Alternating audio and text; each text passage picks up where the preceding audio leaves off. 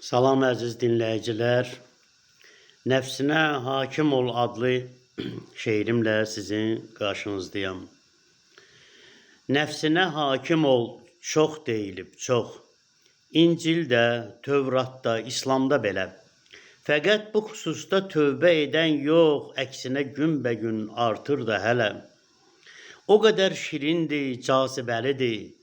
İçində qorxunu sindirə bilir. Hər kəsi ustaca öz havasında astaca oynadır, dindirə bilir. Alovu cahanı yandırıb yaxır. Söndürmək istəsən, yanarsan özün.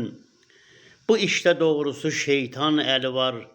Daş atıb İsmail kör etmiş gözün. Nəfsin cilovunu alıb əlinə, tutub damarını hər yola çəkir.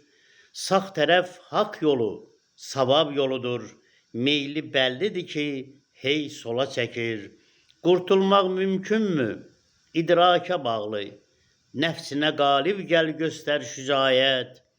Geciksən bir zaman geriyə dönməz. Gəlir sorğu günü, yetir qiyamət. Diqqətinizə görə minnətdaram.